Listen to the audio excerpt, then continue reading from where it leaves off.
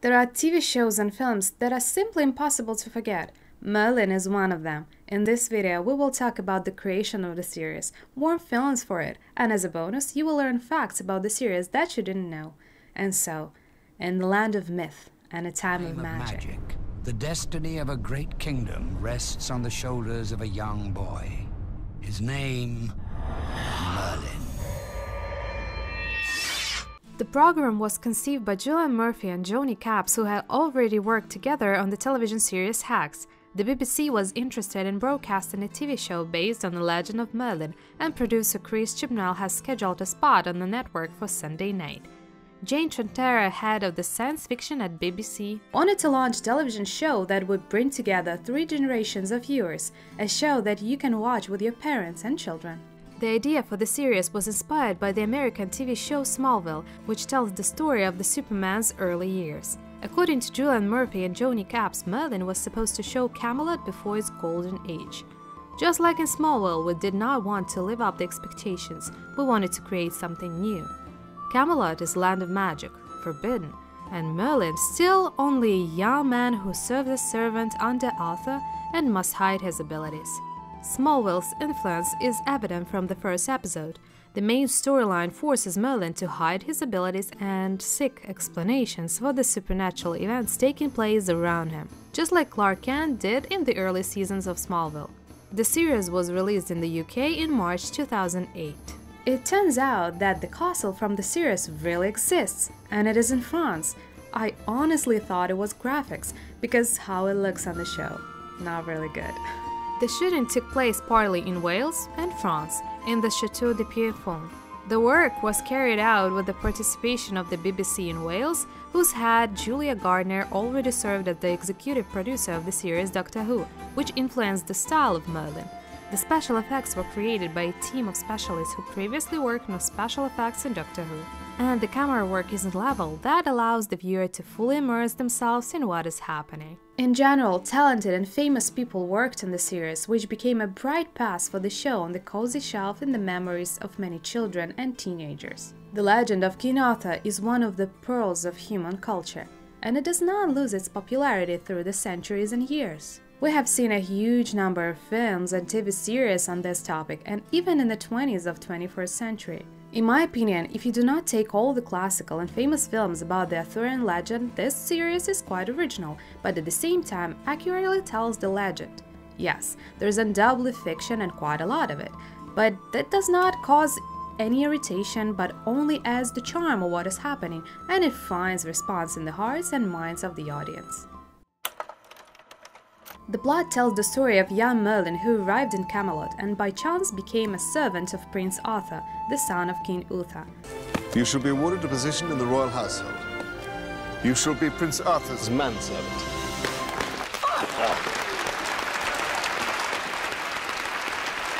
Merlin is a wizard and he learns that fate has prepared for him a destiny as exciting as it is terrible. Without him there will be no Albion. But here's the bad luck. This is possible only with Arthur, this arrogant, narcissist guy who has yet to become a great king. Wow. How long have you been training to be a prat? You can't address me like that. Sorry. How long have you been training to be a prat? My lord. A series with a mixed plot. There is an obvious cross-cutting plot which undoubtedly makes the viewer return to watching the series, and at the same time, each episode contains a new story, which captures and make you worry about the main characters. The plot is very well built. It leaves no room for inconsistencies and inaccuracies because it does not immediately give a clear answer. Everything is mysterious and foggy. In June 2009, Merlin aired on NBC, making it the first British drama series to appear on an American Central channel in 30 years. In 2012, the series Merlin was nominated in the UK for the National Television Awards in the category Most Popular Drama Series. Colin Morgan 3 times? Colin Morgan is somehow similar to Benedict Cumberbatch.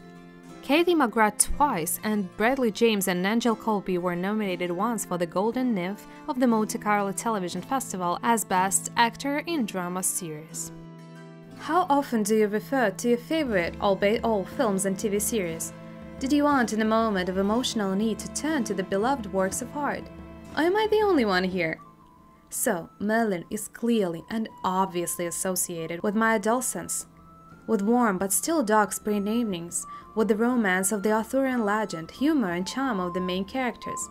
Even rewatching it now, I still feel this warmth even despite the long and outdated graphics. I wanted to say that it was also for low-budget looking locations, but by no means despite the fact that the series is old, it still keeps up. There are not many locations in the first season, but they look realistic and lively. Well, of course, if it was not filmed in the stuffy pavilion, but in real castle. Oh, this opening credits. Goosebumps every time. And you couldn't skip it on TV, forever in my heart. The first season is so busy, I caught myself thinking that everything I remember about the show is from the first season. Not really, but there are probably the most vivid moments and the most nostalgically pleasant ones. Merlin is one of the nicest and most beautiful TV shows of our childhood. It is kindly simple and straightforward, a clear line between good and evil. There are no half-tones, which perfectly matches the atmosphere of the fairy tale and magic.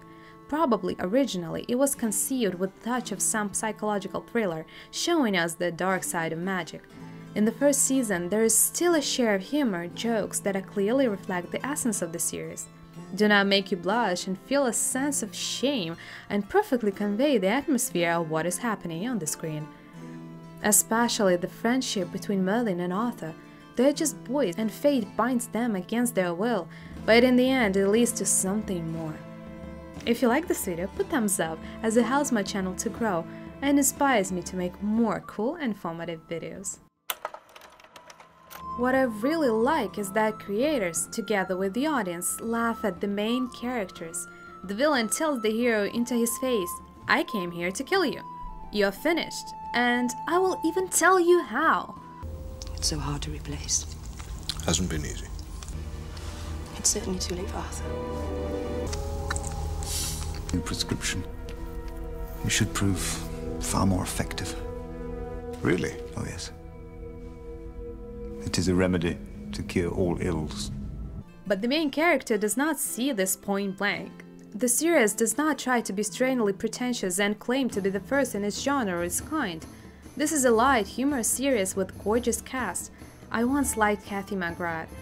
That's right to the core. And now, the image of Morgana responds with incredible, strong emotions. Especially her transformation in the second and further seasons. Bradley James is the perfect cast for Arthur. Here he reflects the characters to the fullest and suits this role perfectly well. The same cannot be said for Arthur from the Netflix series Cursed. And now, a quick blitz on the facts that you most likely did not know. While on the set of the show, between takes, lead actors and best friends Bradley James and Colin Morgan made songs themselves, showcasing their mutual hidden musical talent. These songs shouldn't be published, but fans have posted them on YouTube. I have a link for you in the description box. But Bradley and Colin's friendship did not end with off-screen laughter and singing. Bradley James and Colin Morgan first met on the set of this show. They soon became best friends and remain best friends to this day. This atmosphere of good relationships still haunts fans around the world who are trying to figure out whether Arthur and Merlin are gay. Colin Morgan is allergic to tomatoes. A small price to pay.